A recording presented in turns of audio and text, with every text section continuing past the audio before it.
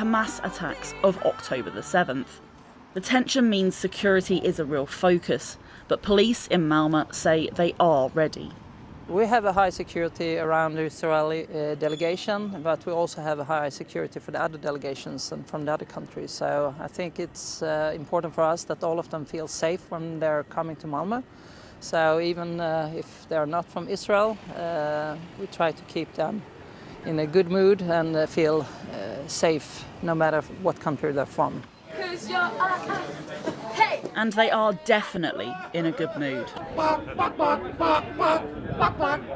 The permanent slogan of Eurovision is United by Music, something that's not lost on those taking part. There should be demonstrations, people should voice their opinions, people should boycott. But for ours, in our sense, for us it means it boils down to those 3 minutes of music. Really, that's a completely non-intellectual experience. And when you don't think anymore, you just experience, you don't judge, you don't divide, that stuff goes away. And we need to foster those moments where we experience that together. And with that, the Eurovision Song Contest 2024 is good to go. Poppy Jeffrey, BBC News. Plenty of Eurovision magic to look forward to this week. Now it's time for a look at the weather with Ben Ridge. Hello. It has turned into a mixed bank holiday weekend, to say the least. We've seen some sunshine, temperatures up into the low 20s Celsius. We've also seen some heavy downpours and localised flooding. More of both of those through the rest of the day. Spells of sunshine, but some hefty downpours, all driven by this swirl of low pressure. Also a lot of cloud in the north of the UK. In between, a swathe of sunshine, but that slice of sunshine filling in with some scattered showers and thunderstorms. So by the end of the afternoon, parts of southeast England and East Anglia still seeing some outbreaks of rain, perhaps with some flashes of lightning. For southwest England, Wales, the Midlands into northern England, a mix of sunny spells. Feeling warm in the sunshine, 20 degrees, but some hefty showers and thunderstorms. Northern Ireland, mostly dry, but often rather cloudy. Some showers and storms across central and southern parts of Scotland, mainly dry in northern Scotland, but rather cloudy. Now, through this evening and tonight, most of the showers will fade. We'll keep a fair amount of cloud, and where we do see some clear breaks, perhaps across parts of the Midlands, Wales, southern England, where we could see some mist and fog patches developing at least for a time. Temperatures generally between 7 and 10 degrees, so not particularly cold as we start tomorrow morning. A lot of cloud around. Across England and Wales, we'll see some spells of sunshine. And while there will still be some showers, there shouldn't be as many as we have today. They shouldn't be as heavy either. Northern Ireland, often rather cloudy, particularly by the afternoon. Lots of cloud for Scotland too, still with 1 or 2 showers. But those temperatures starting to lift, particularly down towards the south, 20 degrees. By Wednesday, we'll see cloud and rain across parts of Northern Ireland and northwest Scotland, a frontal system moving in here. But further south and east, some spells of sunshine and some warmth. 19 degrees in Newcastle, 20 in Cardiff, 21 in London. That is a sign of things to come. So we head towards the end of the week. There will still be some frontal systems grazing the north of the UK, some rain at times, particularly across Scotland. But for many, high pressure becoming increasingly dominant, and with some relatively warm air in place, temperatures will start to climb. You could see highs in the south on Friday of 23, maybe 24 degrees, and it looks like the mostly fine and warm weather will last at least into the start of next weekend.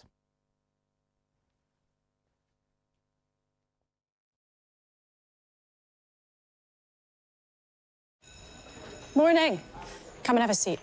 Now, of course, I'm not going to go easy on you. There are some really big questions we've got to try and get answers to this morning. But I'll be fair, and we just want to hear what you've got to say.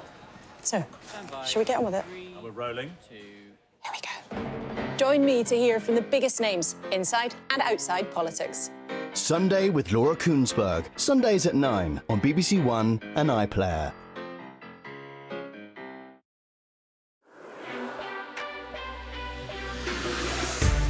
I see myself in the girls that we're fighting for. Climate change is real, and we must act now. Argument is less powerful than emotion, and negative emotion is more powerful than positive emotion. More than anything else, when we have more feminist storytellers, things will change. When big names talk, they talk to us.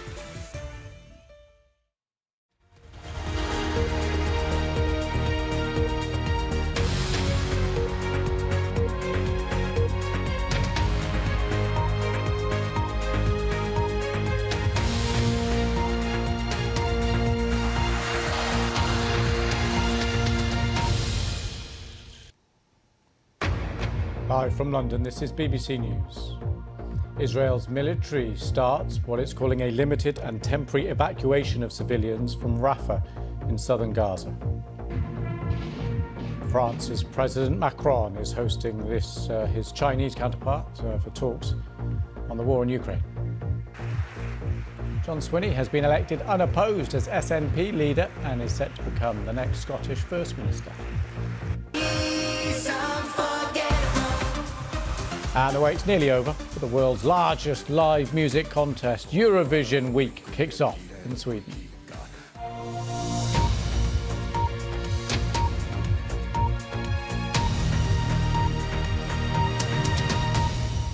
Hello, welcome to BBC News Now. I'm Lewis Vaughan-Jones. We're going to start with the latest developments in Gaza. Israel's military has been telling people to leave parts of Rafah. Take a look at this. This is a video showing a map from the Israeli Defense Forces. Now, it shows Rafah in the south of Gaza. 1 to 1.4 million people are there, of course. And it's telling around 100,000 of them to move to what they call humanitarian zone in the Al-Wasi and Khan Yunis areas. The IDF says this is a limited operation. Well, these are just some of the latest pictures we have from Rafah itself, where you can see people getting that leaflet there from the IDF telling them to move. Some have already started leaving Rafah. Well, in the last half an hour, the Israeli government has been giving an update on camera on the situation, saying that enough food aid is being delivered each day to feed all civilians there. Spokesperson David Mencer also had this to say about the warnings given to people in Rafah. We have made Gazans aware through flyers dropped, SMS messages, phone calls and media broadcasts in Arabic. The text of the flyers is available from the IDF website. They call on residents of certain specified neighborhoods to relocate to specified humanitarian safe zones because the IDF will be operating against the terrorist organizations in these areas. For their safety, the IDF urges them to evacuate immediately to the expanded humanitarian area in the Al-Mawasi area. Warnings have also been issued that Gaza City is still a dangerous active combat zone and to avoid returning north of Wadi Gaza. Warnings have also been made to stay away from the eastern and southern security fences. And our Middle East correspondent Yolan Nell reports from Jerusalem. Wasting no time. After Israeli flyers were dropped ordering evacuations, many have already fled from the advance of Israeli forces multiple times. People in eastern Rafah could soon be seen packing up in the rain. Now the Israeli military says it's planning a limited operation in Gaza's southernmost city. I took my clothes and left. I didn't take anything else, this woman says. Tens of thousands of Gazans are being told to head to 2 tent cities, one here in Al-Mawasi. It's already crowded with displaced people. For now, the Israeli army is stressing that this is not the full ground offensive in Rafah that Western powers, the UN, have been warning against for months because of the risk of high numbers of civilian casualties. Still, a Hamas official has said this is a dangerous escalation. But as Israelis mark their Holocaust Memorial Day, the Prime Minister continues to promise a victory over Hamas, reiterating that he'll do what's needed for national security. Today, we again confront enemies bent on our destruction. I say to the leaders of the world, no amount of pressure, no decision by any international forum will stop Israel from defending itself. Hopes dimmed of a new ceasefire and hostage release deal yesterday as Hamas rockets killed Israeli soldiers near the Kerem Shalom crossing. It's now been closed for aid. Israel's military attacked what it said was the missile launch site in Rafah. And Palestinians said that civilians were among those killed in subsequent Israeli airstrikes, including a baby. Today, as Israeli leaflets arrive overhead in eastern Rafah, so too do warplanes, sending their own powerful message for people to leave. Yolande Nell, BBC News, Jerusalem. Well, Hamas says any military offensive in Rafah will jeopardise the ceasefire negotiations, while the EU's foreign policy chief, Josep Borrell, has criticised the evacuation order, saying it's a sign of more war and famine to come. The office of the Palestinian President, Mahmoud Abbas, is urging the United States to prevent a massacre. Earlier, I spoke to our Middle East correspondent, Yolande Nell. What we've seen through the morning is flyers being dropped. People in Rafah, in the eastern part, have been sent text messages, recorded phone messages. Basically, the Israeli army reaching out in many different ways, telling people that they should leave this area for their own safety.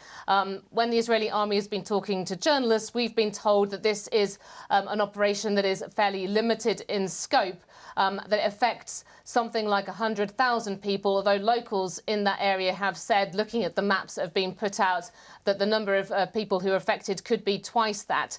The Israeli military is telling people to move to these tent cities, basically on the coast, in the centre of Gaza and in southern Gaza in Khan Yunis. But people have told us that these are areas that are already crowded with displaced people. And what we've actually seen is a lot of those who are moving from the eastern parts of Rafah at the moment, initially heading just into the west. And we have seen in the past few hours smoke rising up in the eastern parts of Rafah, suggesting there have been further Israeli airstrikes in that area. Thanks to Yolande for that. Well, Justin Crump is a British Army veteran and chief executive of the intelligence company Sibylline. Here's his assessment. I think the attack into Rafah, to some extent, has always been coming. Israel have actually always said that they would have to go into Rafah at some point. It's obviously been a bone of contention for all the reasons we just heard. 3/4 of the population of the Gaza Strip forced down into that area in awful conditions. And of course, it's therefore become very controversial for Israel to launch this operation, certainly without taking into account the needs of those people. And what we're sort of seeing now is some attempt to take care of those needs with expanded humanitarian areas, but you've heard the skepticism of people about those and if they're actually any safer for them. And of course, I think the scope of this operation, though very much likely to be smaller than the operations we saw when Israel first went into Gaza, are much more targeted. So that's the change we're seeing here at the moment. So talk to us about what kind of logistics and operations go in here. When you're saying this, it's a smaller operation. How are the areas that are to be evacuated assessed? How is that logistically done? And what kind of assessments are there about the risks here? I mean, it's tremendously complicated. As a military operation, this is about as hard as it gets if you're going to take account of the needs of the civilian population. Again, in that area of Rafah, around 1.5 million people who require sustenance, who require protection from military operations. And in amongst that, the Israelis assess 4 battalions remaining of Hamas in a relatively organized fashion, and of course, many other fighters. So from the Israeli point of view, from military planning point of view, you've got to work out how to get into that very complicated civilian environment, look for a very limited number of armed people, infrastructure, tunnel systems in which you may or may not have accurate intelligence. Of course, Israel also looking to release any hostages it can find, hoping that the pressure on Hamas in this operation will maybe get some of those hostages moved, give them a chance to capture hostages back. And behind all of that, protect their own forces in a very complicated urban environment. Yeah. So again, multiple layers that have to be taken into account to achieve anything. Thanks to Justin Crump for that. Now, relations between China and the EU have been a little strained recently, with Brussels uneasy about what it sees as tacit support by Beijing for Russia's war in Ukraine. So there's extra scrutiny on President Xi Jinping's first visit to Europe for 5 years. First big event for the cameras, meeting France's President Macron at the Élysée Palace in Paris. They were later joined at the table by the European Commission President Ursula von der Leyen. As for what Mr. Xi wants to discuss, a bit of a hint in an article published in a French newspaper, Figaro. On the war in Ukraine, he wrote, "China understands the repercussions of the crisis on the people of Europe. China did not start the Ukraine crisis, nor is it a party to or a participant in it. Nonetheless, China has been playing a constructive role in striving for peaceful settlement of the crisis.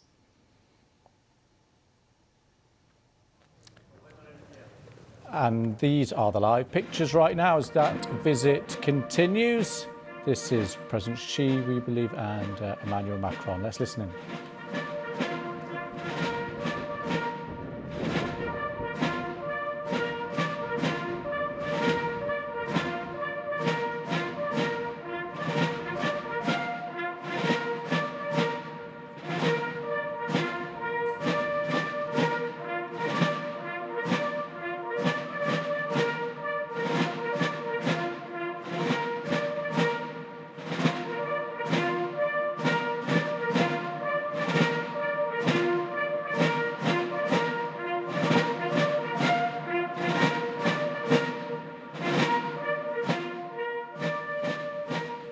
So the band playing there means we can't quite hear the discussions actually happening between the two men, which would be quite intriguing, wouldn't it? We do know what they are talking about officially, of course, as we just mentioned, the war in Ukraine there and tacit support for Russia or otherwise, as well as trade, hugely important for the EU and China trade relations.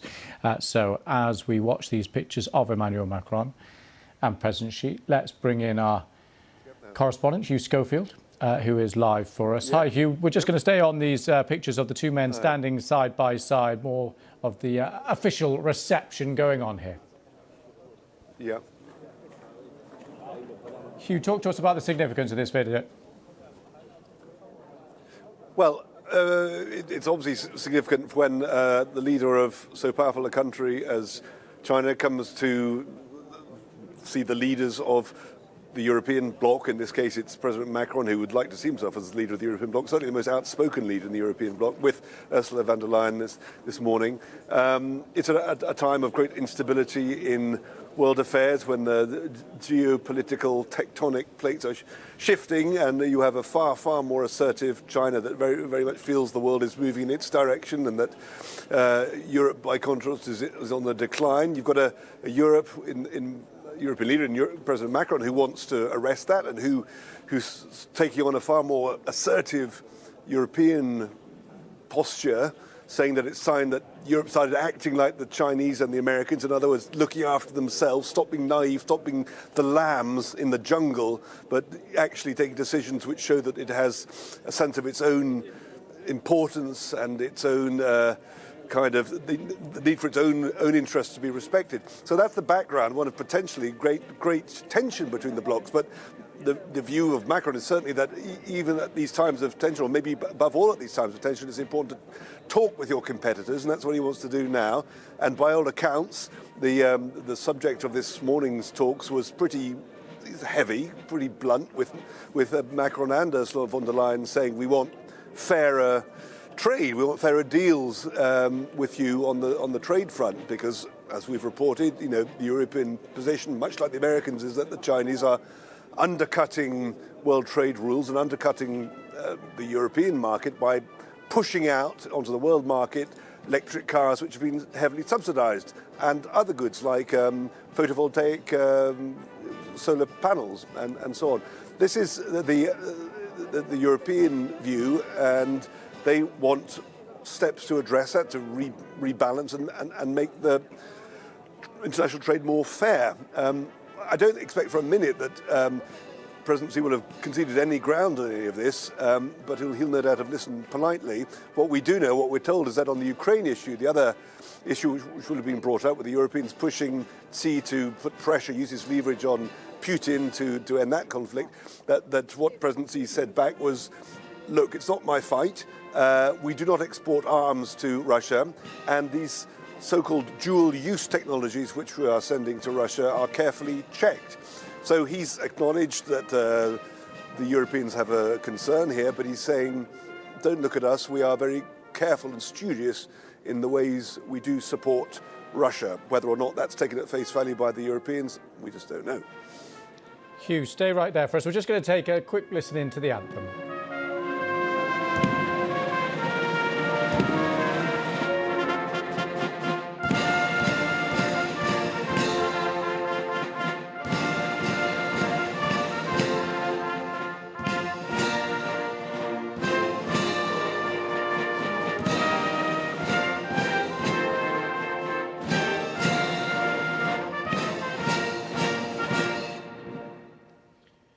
It's always a good tune, always good to impress guests with, I imagine. Hugh, just talk us through quickly what is next, what's coming up for this visit.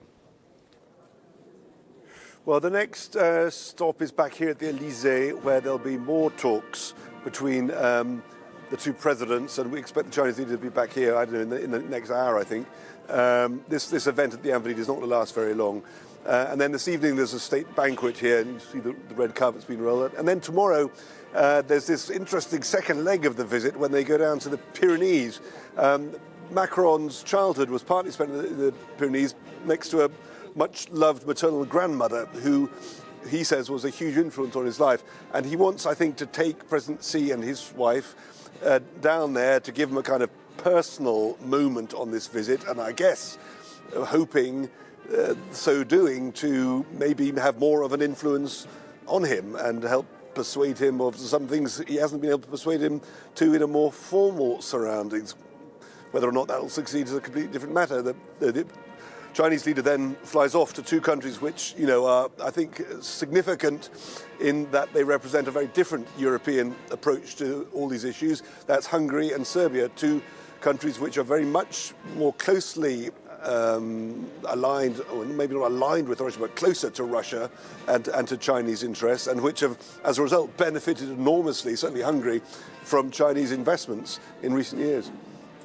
Fascinating stuff. Hugh, will be chatting to you again, no doubt, as the events of the afternoon pan out there. Thank you very much, Hugh Schofield, there, live in Paris. Around the world, across the UK, this is BBC News.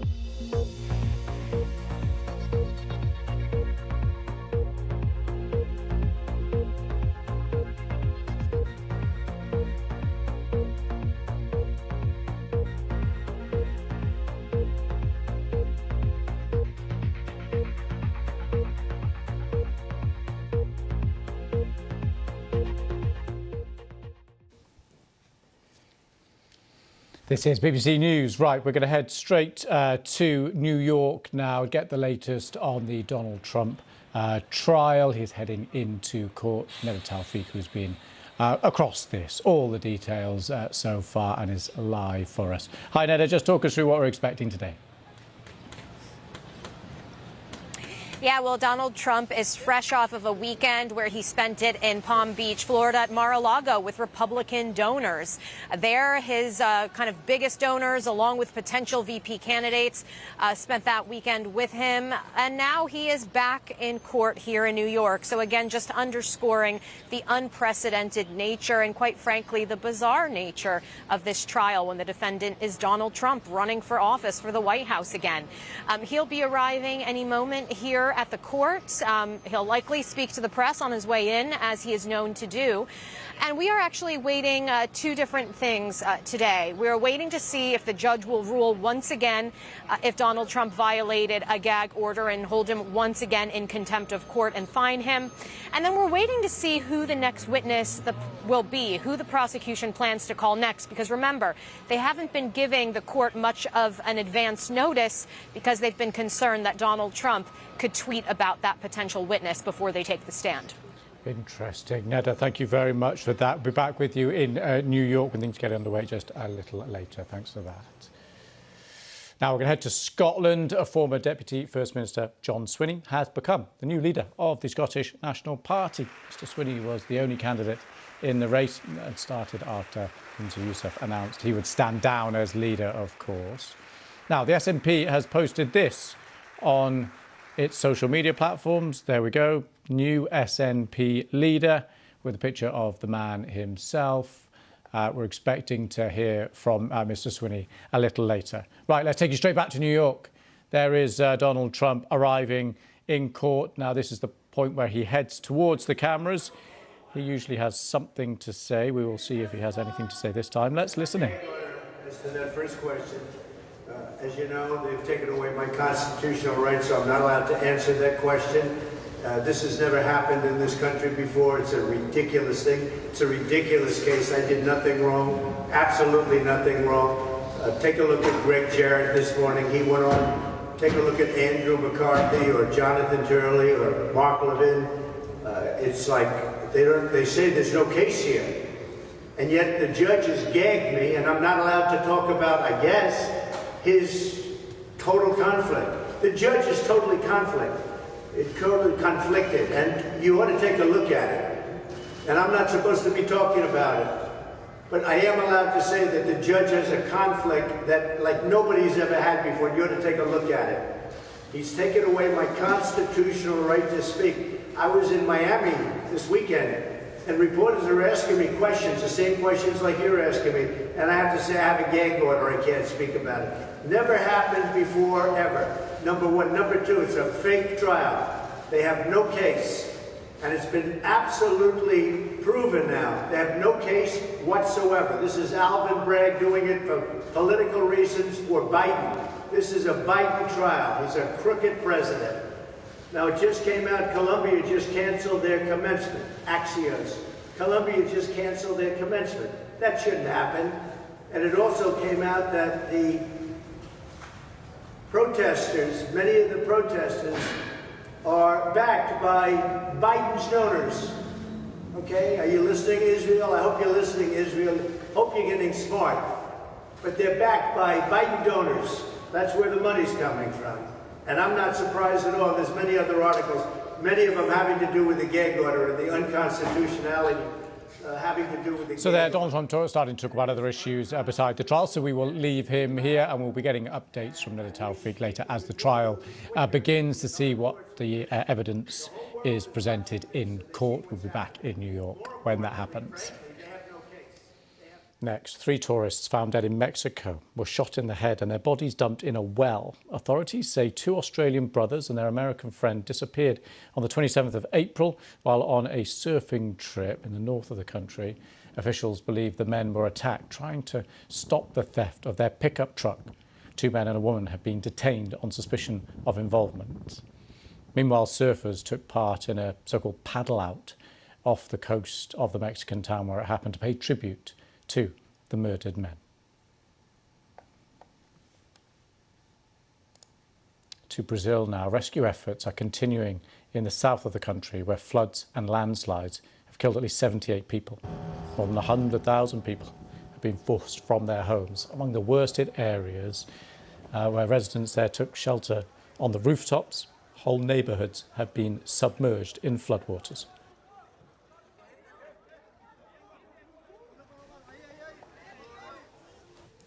Yeah, scenes of devastation there. We'll be back in Brazil a bit later. Next now, the British racing driver Lando Norris has claimed the first victory of his Formula One career at the Miami Grand Prix yesterday. The win has had a huge response around the world. Here's our reporter, Emily Brown. It took him 110 races, but Lando Norris has finally won a Grand Prix. There was a bit of luck with a safety car incident in Miami yesterday, but then he outpaced Red Bull's Max Verstappen, which isn't an easy task. Lando's win has been getting reaction from across the world. Take a look at these comments on Instagram. It's clear he's become an enormously popular figure. And the driver's profile has risen dramatically since starting in the F1 paddock with McLaren in 2019 and has continued to grow. His lifestyle brand Quadrant became popular, and that connects the motorsport world to streaming. And having this channel and a big online presence has meant he's been able to engage younger fans. And let's not forget the impact of Drive to Survive. Viewers have been able to get to know Formula One drivers behind the helmet. The US fan base has also grown. Take a look at this. Former President Donald Trump congratulating Lando after the race yesterday. But ultimately, yesterday's win wasn't down to a popularity contest. This was years in the making, and after consistently securing podium finishes since last season during a period of Red Bull dominance, it was only a case of when the McLaren driver from Somerset would win his first ever race. Thanks to Emily for that. Right, just want to keep you up to date with the two big international stories taking place right now. Firstly, let's head to Rafah. We're getting an update there after the IDF have asked people, 100,000 people or so, to leave an area of Rafah. We're just hearing from a news agency that President Biden is going to speak to Israel's Netanyahu on Monday, that coming from a US official. And the other big global story we're covering right now is in Paris. There we have President Xi visiting, being hosted by Emmanuel Macron right now. There's been plenty of pomp and ceremony there, inspections of troops, and we've heard the national anthems playing. Big discussions, though, behind the scenes too about issues like the war in Ukraine. We'll have plenty more coverage of both those big international stories in the hours ahead. Stay with us. I'm Lewis Vaughan-Jones. This is BBC News.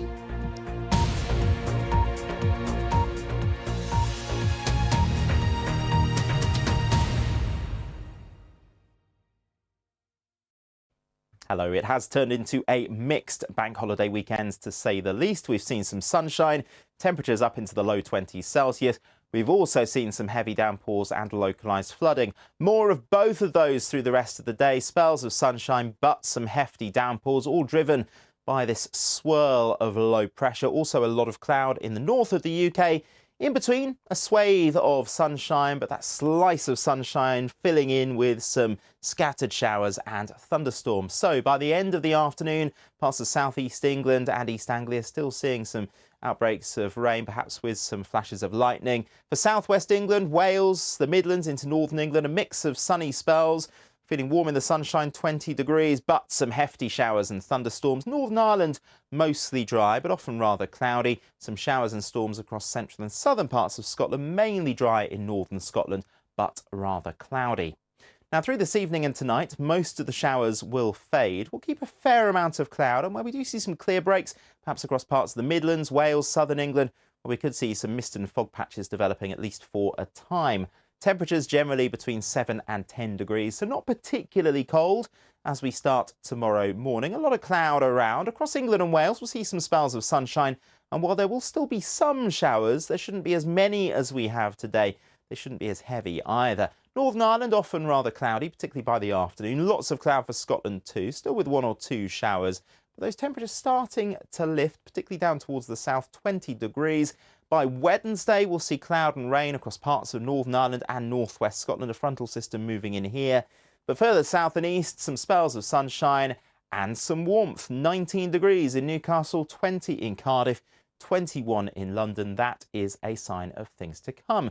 So we head towards the end of the week. There will still be some frontal systems grazing the north of the UK, some rain at times, particularly across Scotland. But for many, high pressure becoming increasingly dominant, and with some relatively warm air in place, temperatures will start to climb. We could see highs in the south on Friday of 23, maybe 24 degrees, and it looks like the mostly fine and warm weather will last at least into the start of next weekend.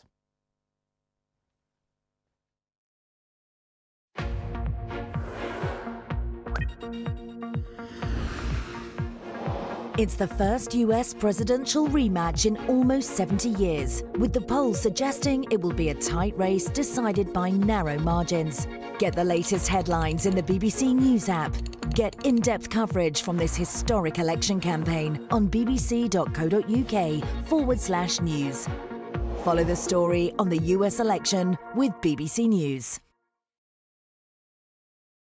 The future is already here. Lights, camera, action.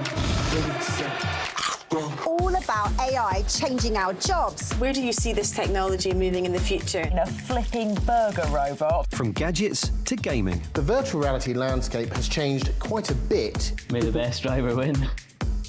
It won't be me. Sustainability to AI. By using giant nets and AI robots to deal with plastic pollution. This is where the technology is being tested. Fake. Yay! I'm enjoying. Do you enjoy? Yeah, this is good. This is good. The latest developments from the world of tech. I could come up with a date predicting when you would die. Pat your head, rub your stomach. This is actually a floating solar farm, and it's a pretty impressive sight. I think it's quite cool. Wow! That went right through me! Click Watch on BBC iPlayer.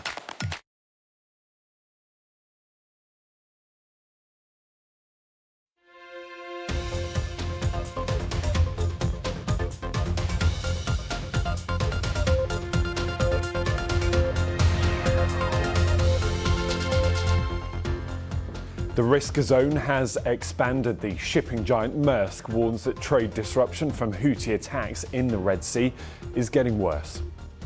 Plus, seeing the wood for the trees, carbon offset schemes have largely failed to stop deforestation.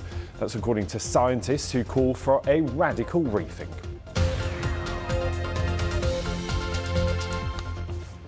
Hello, this is World Business Report. I'm Ben Thompson, and we're going to start with the shipping industry because today the Danish giant Maersk has warned that disruption to container traffic in the Red Sea is getting worse. It says, quote, the risk zone has expanded. That's because drone and missile attacks on ships by Yemen's Houthi rebels are reaching further offshore. Well, Maersk estimates that the industry's capacity to ship goods between Europe and Asia will be down as much as 20%. That's in the April to June period. It says it's added thousands of more containers and it's now sailing faster on the route around southern Africa to try and offset some of the disruption. But that means it's using 40% more fuel. Well, Lars Jensen is chief executive at the shipping consultants Vespucci Maritime, and he explained the impact of the increased disruption. Within the last week and a half, we have now seen attacks ranging into the Indian Ocean itself. The problematic issue there is prior to these attacks, it was basically free passage from Africa up to some of the key transshipment hubs you have on the southern parts of the Arabian Peninsula. Those routes are now also compromised, forcing the ships to take a detour closer to the Indian coast. And that, of course, soaks up more capacity. Yes, soaking up more capacity and adding extra costs, one would assume. It's difficult to put real numbers on it at the moment because we don't know how long this will go on for. But what is your assessment of how disruptive this is? This is a very, very significant disruption. We are basically at a break even that we have enough ships in the world to deal with these disruptions. We are not at pandemic level territory, but we cannot handle more disruptions on top of what we have already. And it certainly seems that there is no end in sight to these attacks. We know that the Houthi leader making a speech last week vowing that the attacks would get worse. What can shipping companies do right now? Do they have any options? There are not really any options apart from continuing to go around Africa, taking longer detours in the Indian Ocean. We have had military presence now for 4.5 months trying to protect some of the shipping in the region. And we can just see that this has done nothing to change the frequency and success rate of the attacks on merchant ships. We'll keep a close eye on that ongoing disruption in the Red Sea. But elsewhere today, financial schemes or market-based incentives to protect forests, things like carbon offsetting or deforestation-free certificates, have largely failed. That's the verdict of a new report from the International Union of Forest Research Organisations. It says that deforestation in Ghana, for instance, has risen despite corporate pledges, sustainable cocoa standards and carbon offset projects by big businesses. Well, the scientists behind the report are now urging what they call a radical rethink ahead of a UN forum on the issue that begins today. I spoke to one of them, that's Dr. Constance McDermott at the University of Oxford. She explained some of the very complex issues now at play. It is important to realize that global and urban markets for commodities like palm oil and soy or cocoa and coffee are major drivers of deforestation. But at the same time, the reason that we see them driving deforestation is because of major issues and inequalities with governments in the countries that are affected in terms of their capacity to manage land sustainably, in terms of their access to alternative options, alternative sources of economy. So the problem is really that we're not addressing these sort of major underlying problems around governance in the countries that are affected by these global markets. So simply coming up with alternative markets that often don't deliver anywhere near the same kinds of resources is not enough to sort of address the underlying problems with governance in these countries. And I look at your report and you make it really clear as well that we view forests as a commodity, somewhere, particularly when it comes to being a carbon sink, somewhere that will remove carbon from the atmosphere, rather than the wider impact of what that forest does in terms of ecology and biodiversity. We see it as just somewhere that will suck up the carbon that we produce, and it becomes a commodity, doesn't it? Yes, it does. And it's so important in thinking about addressing deforestation to realize that forests are much more than carbon, but also that governance is much more than simply finance. I mean, you have to, for finance to be effective, it needs to be channeled in a way and governed effectively, right? So just thinking that the problem is, we need to incentivize by offering payments for carbon, for example, is just not going to address those underlying problems and drivers. What is the solution? How do we change our perspective on how we view our forests? Well, I think the good news is that there are a lot of approaches that work. Countries, for example, such as Brazil, when the national government made an effort to stop deforestation, it was actually effective for a number of years because the strategies that were adopted were created by countries that knew their local context. Same can be said for a lot of local and grassroots initiatives that can be very effective at keeping forest cover, and of course, indigenous communities as well. So I think if we spend more time listening and seeing what is working, and then working with the key actors to co-design approaches in each country that are appropriate to the context, I think this will really help enhance the effectiveness of international efforts. Now let's turn our attention to the United States, and shares on Wall Street. They surged on Friday after US jobs numbers came in much weaker than expected. It has raised hopes that the Federal Reserve may be able to start cutting interest rates from their 2-decade high in the months ahead. So let's assess how Wall Street is taking that. Michelle is standing by in New York. Michelle, give us a sense of what Wall Street makes of those numbers from last week. Yeah, I think this led to gains on Wall Street last week, with all the major indexes up around 1%. And that sort of feeling of kind of positivity has carried over to the start of this week. You've got all of the major indexes, whether you're talking about the Dow Jones, the S&P 500 or the NASDAQ, all opening higher. And this is because we saw this weaker than expected jobs report, which ultimately sort of basically eased fears that the US economy may be overheating. And that has raised the prospect, at least amongst those on Wall Street, that maybe we might see 2 interest rate cuts here in America this year.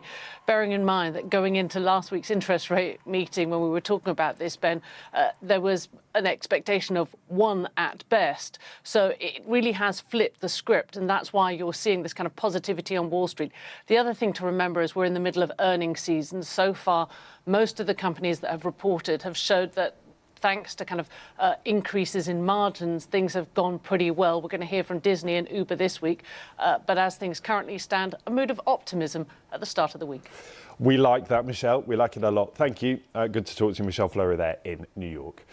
Now, today marks 30 years since the opening of the Channel Tunnel. It links England and France. It laid the tracks, of course, for Eurostar train service to shuttle passengers from London to Paris and beyond, and for Eurotunnel vehicle and freight shuttles between Folkestone and Calais. Our transport correspondent Katie Austin has been taking a look at its impact and its future. A moment in history. 30 years ago today, Queen Elizabeth and French President Mitterrand officially opened the new connection between their two countries, which made an idea dreamed up centuries earlier a reality. Since the Queen made her journey through the Channel Tunnel, 480 million passengers have done the same. These days, 400 trains speed through it each day. We're now going at about 120 kilometres per hour, which is roughly 75 miles per hour, and we're coming up to the middle of what is still the world's longest undersea tunnel. Driver Martin has been here since the beginning. People have this concept that it's just straight through to France, and it's totally not. The tunnel itself is up, down, round the corners and everything. It's no straight lines at all. So you sort of know this tunnel like the back of your hand? Absolutely, yeah. Yeah, it's like a second home, really. Building it was an exceptional feat of engineering. There are actually 3 tunnels. The one I'm standing in right now with my high vis and my hard hat isn't for trains, it's used for ventilation, access for maintenance and evacuating people in an emergency. We're now on the France side and the UK is 32 miles that way. The tunnel carries a quarter of trade between the UK and the EU, plus plenty of holidaymakers, whether on the Eurostar to Paris and beyond or using the car shuttle to reach somewhere like Le Touquet, an hour's drive from Eurotunnel's Calais terminal. Drove down to Folkestone, jumped on the tunnel, half an hour, Calais, 40 minutes down the coast. Perfect, nice and easy, no problems at all. Have you done that before? Yep, we've been to Le Touquet sort of 3 times, so we've always come through the tunnel. Tunnel tourists help keep the wheels moving for small businesses, including this one. I drive the little train. Lots of English people come at the weekend, in cars, in the shuttle. It's very good. Plenty of Brits swing by the town's golf course. Every year we've got 45,000 visitors, and basically 20,000 of those visitors are English people. Charles thinks the shorter journey compared to ferries means a longer holiday. Which is an extra round of golf, so that's more fun for them and more business for us. The tunnel's financial journey hasn't always been smooth. It opened £2 billion over budget. At one point, the company which runs it nearly went bust. Predicted passenger numbers were never reached, but Eurotunnel became profitable. More recently, new challenges, the pandemic, and Brexit meant putting millions into new systems to deal with additional customs rules. What's next? Well, the boss here wants more trains running. That could include, for the first time, rivals to Eurostar running passenger services. Already, new companies have said that they want to launch new services within the 5 next years in the tunnel. We are very confident that within the 10 next years, there will be a doubling of the direct connection between London and Europe. Before then, change is on the way for people crossing the Channel. Eurotunnel is building an area to cope with the EU's new border system starting this October. We were the first to film the machine that passengers will use at Calais and Folkestone to register fingerprints and a photo instead of having their passport stamped. The crossing time will be extended by 5 to maximum 7 minutes for each customers. And as we have extended the number of lanes, there will be no delay on the highway, nothing.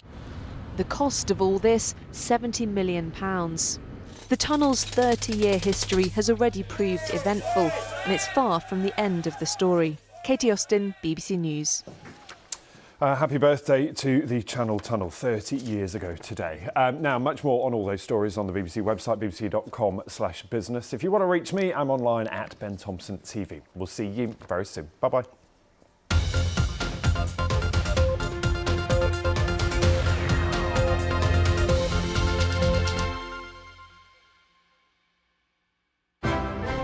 What does it take to become a top opera star like tenor Jonas Kaufmann, Welsh bass baritone Sabryn Terfel, and Greek-American soprano Maria Callas?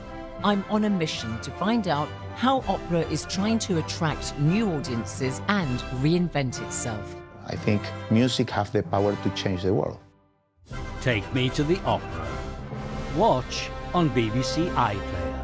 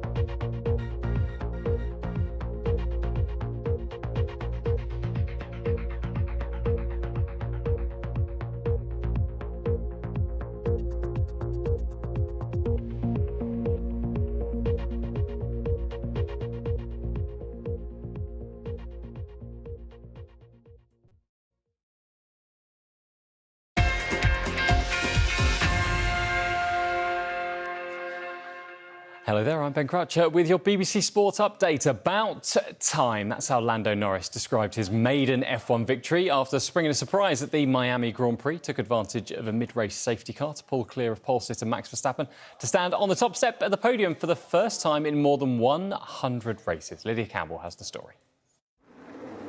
The Miami Grand Prix has only ever seen one winner, so when Max Verstappen started from pole on Sunday, most fans were expecting another routine victory for the three-time world champion. But this race turned on its head 29 laps in when Kevin Magnussen and Logan Sargent came together, causing a safety car, allowing the McLaren of Lando Norris to capitalise. And thanks to a clean restart, Norris now only had one focus: keep Verstappen at bay. No simple task up against the man who has dominated, but this was Norris's day, driving with a combination of pace and panache to cross the line for his first race win. I'm just proud, really. I mean, a lot of people, I guess, doubted me along the way. I've made a lot of mistakes over my last 5 years, my short career, but today we put it all together. So this is all for the team. I stuck with McLaren because I could believe in them, and I did believe in them, and today proved exactly that. It has taken Norris 110 races to finally finish first. But if Miami was anything to go by, it's unlikely that he'll wait that long for his next one. Lydia Campbell, BBC News. Yeah, it's only the third time in 24 races that a man not named Verstappen has won. So is Norris's form, combined with an improved McLaren, a threat to Red Bull's dominance? Time will tell. The upgrades that McLaren have brought, if you go all the way back to the beginning of last season, they were dead last. They'd missed all their targets through winter, so they had to wait until they bought that first upgrade package to even be remotely in with a chance of scoring points. Now, they keep upgrading, and these upgrade packages seem to give them at least 0.3 each lap, which is amazing. So if they can keep that going, there'll be another upgrade to go this season, and outfox Red Bull at their own game. They can definitely bring that challenge to the team. Right, to football then. One game in the Premier League on Monday with European qualification. The focus for Manchester United, who travelled to Crystal Palace. Eric Ten Hag's side slipped to 8th outside the European places following results at the weekend. 7th or an FA Cup win will be enough. Of course it's important, but we have two opportunities. And that is one over the league and one in the FA Cup final. Definitely will have an impact on the budget, but I'm sure Manchester United is a very attractive club to play for. The former Spain and Wolves boss, Julen Lopetegui, has agreed a deal to replace David Moyes as West Ham United manager at the end of the season. No contracts have yet been and won the Europa Conference League, but he faced criticism in recent weeks for his style of play. We are well underway on Monday at the final of the World Snooker Championship, but where Kyron Wilson or Jack Jones are hoping to lift the trophy for the very first time. Wilson led 11-6 after the first day's action, and after losing the opening 2 frames on Monday, Wilson responded with a half-century break to preserve his 5-frame advantage. It is currently 13-8. Wilson just missing that black there, tightly poised in this 22nd frame. The first to 18 is the winner. You can follow that one on the BBC Sports website. But that is all our sport for now. Great stuff. Thanks for that. And we're going to get a bit more now on British Formula One driver Lando Norris winning his first Grand Prix. Came first in Miami, beating reigning world champion Red Bull's Max Verstappen and Ferrari's Charles Leclerc as well. I spoke to Matt Gallagher from the F1 podcast P1 with Matt and Tommy. Very popular up and down the paddock amongst fans, and it was a win yesterday that really did feel good for almost anybody. It didn't matter who you supported. I think most people were happy for Lando to take his first victory. And he had to be pretty patient, didn't he? He did indeed. He got a lot of stick for all of these podiums that he was getting, but not being able to get that victory. Russia in 2021 comes to mind as a moment that fell away from him with that late rainstorm. And he got criticism for that, which was unfair. He's shown that he can lead a race in the past. And finally, he managed to get it across the line yesterday. And how many Grand Prix has he actually driven in? How many attempts was it to try and win. I mean, it's 110. 110, isn't it? And I mean, that sounds like a lot. It is a lot, but there are plenty of drivers that go their whole careers without winning. We should put that caveat in as well. What does it mean for the car he's driving versus the Red Bull? Red Bull being so dominant, what does that mean now? Well, McLaren brought a whole host of upgrades for Miami, and with it being a sprint weekend, there wasn't a lot of time to dial it in, just one practice session, and yet they really did nail it, especially with Lando. Oscar had about half the upgrades of his teammate, and they both looked really strong. Oscar at the start of the race was up in P2. Max wasn't really getting away. Now, Miami is quite a unique track. It was very hot, very dusty. All the drivers were struggling. Imola, a bit more of a traditional track in a couple of weeks' time, but Right. I have high hopes. Good luck there. Now, to the Eurovision Song Contest. The finals next weekend. Show's already started, though. Contestants have been putting on a show for the event's official opening in Malmö in Sweden. As many as 100,000 visitors are expected. Poppy Jeffrey reports. In Eurovision, you don't get a red carpet. You get a turquoise one. See that girl was a singing the dancing queen. This year's contest has been officially opened in the Swedish city of Malmö, ahead of what is a very busy week for the 37 representatives taking part. From the refined to the quirky. Hello, my name is Windows 95 man. Tomorrow is the first semi-final, with half of the acts performing in the hopes of making it to the grand final on Saturday. The UK is part of the Big Five, the countries that contribute the most to the EBU, and they automatically get a place in the final. But for the first time, they will perform live in the semis. And it's fair to say that Ollie Alexander isn't doing things by halves.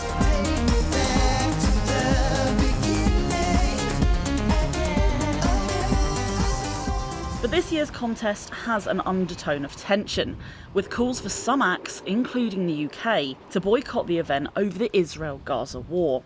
I think it's really important that people are able to protest and people voice their opinions.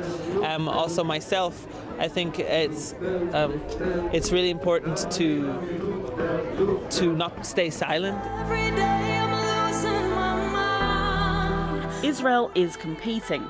Eden Golan's song Hurricane is a rewritten version of her first entry, October Rain, which was thought to reference the Hamas attacks of October the 7th. The tension means security is a real focus, but police in Malmö say they are ready.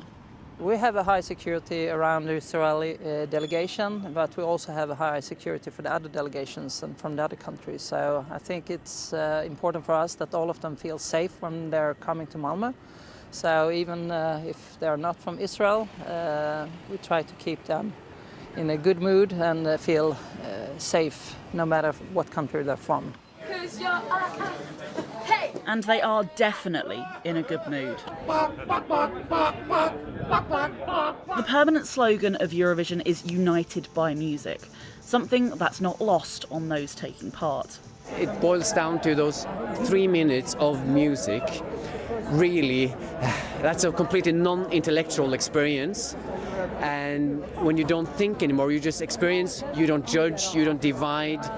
That stuff goes away, and we need to foster those moments where we experience that together. And with that, the Eurovision Song Contest 2024 is good to go. Poppy Jeffrey, BBC News. Yeah, plenty more coverage in the week ahead of that.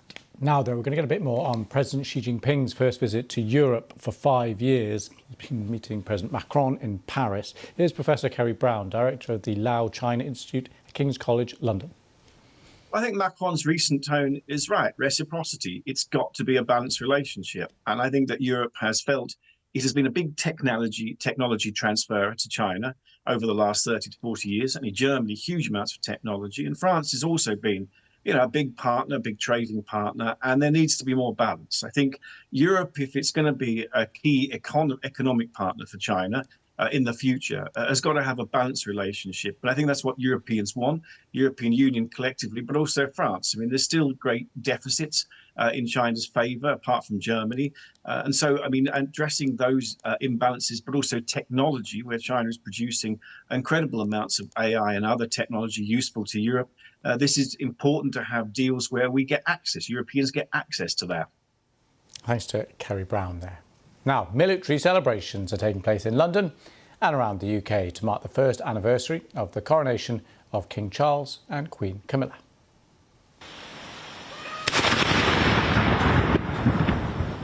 Gun salutes across London, 41 volleys fired at noon by the King's Troop Royal Horse Artillery from Green Park. King recently returned to public engagements after being diagnosed with cancer. That's it from me. I'm Lewis Vaughan-Jones. This is BBC News. Bye-bye.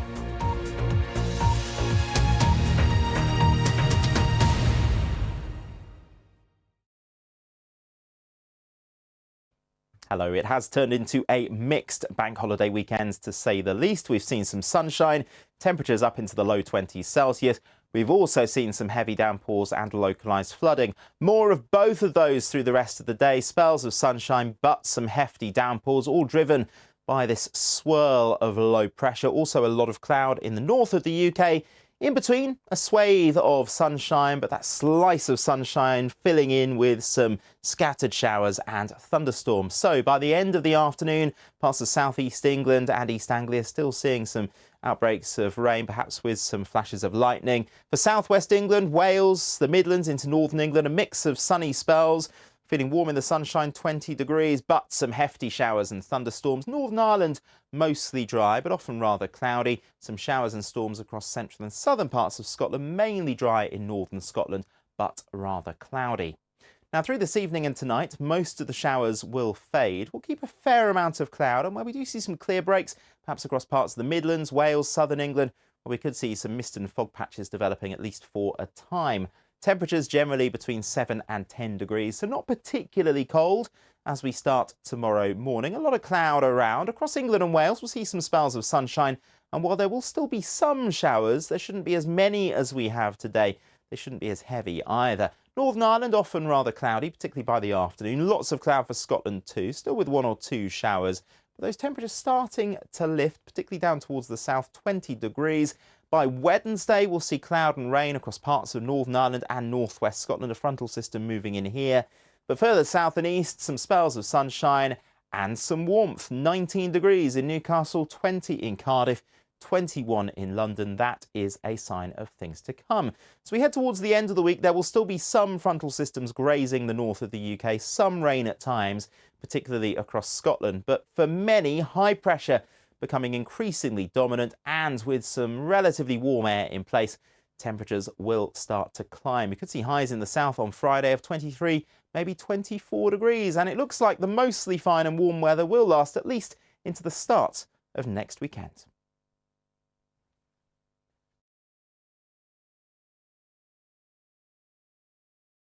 Welcome to breakfast. Thanks for joining us. Hello. You're going to have a great time. Remember, Kev, you aren't getting any younger. Sun up, I think, in about 10 minutes' time. Good morning, sir. Good morning. You've been up there and looked down at us here. Right, let's go live to Westminster. Today is going to be much colder than of late. We do want to hear your stories. Oh, he does smell good, actually. Arnold Schwarzenegger, thank you very much. Start your day the BBC Breakfast way on BBC One and iPlayer. The art of good conversation is to say the right thing at the right time and in the right way. You have to be original, sympathetic, encouraging, and also keep an open mind. And you really do just need to sit back and listen. Catty Kay chats with prominent names from the worlds of business, science, and culture. Influential with me, Catty Kay. Watch on BBC iPlayer.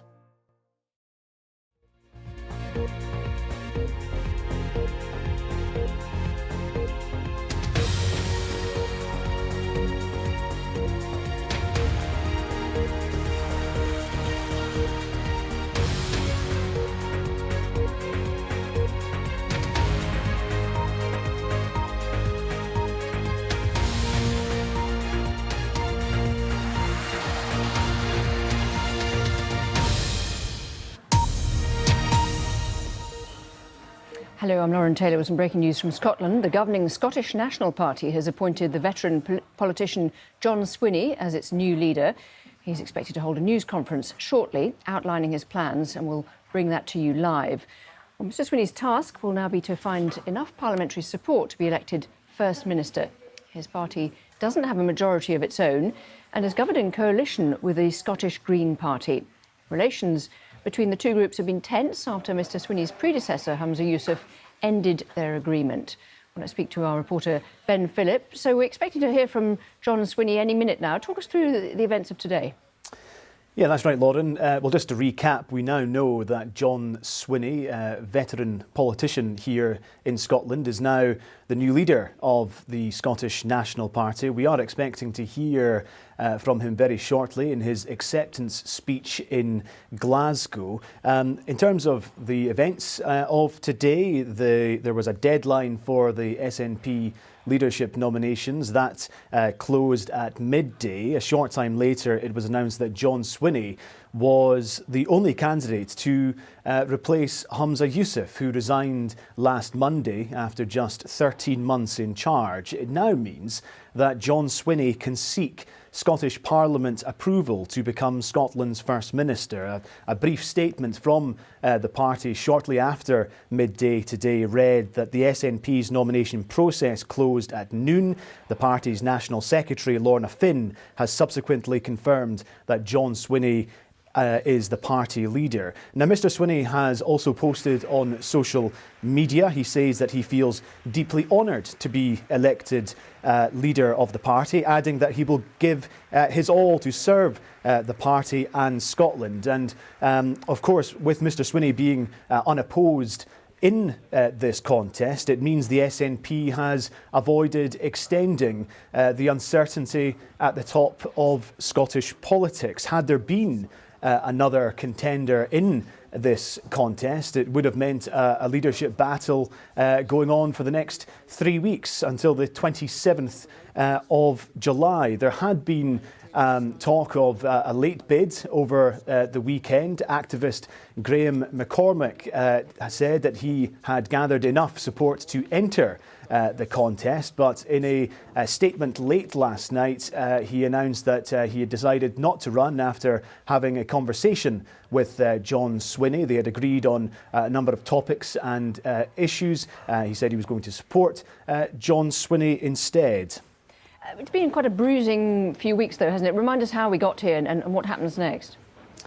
Absolutely. Well, Humza Yousaf, as I say, he resigned last Monday after 13 months in charge. It was just days after he ended the SNP's power-sharing agreement with the Scottish Parliament, Scottish Greens, Relations between the two parties had strained over issues including a watering down of climate targets, and the fallout of that and the prospect of facing defeat in a no-confidence vote in the Scottish Parliament led to Mr Yousaf's resignation. In terms of what's next, events could move rather quickly again this week. A vote will take place in the Scottish Parliament on whether John Swinney should become the next First Minister of Scotland. He'll become Scotland's 7th First Minister. That vote is expected to pass despite the SNP now leading a minority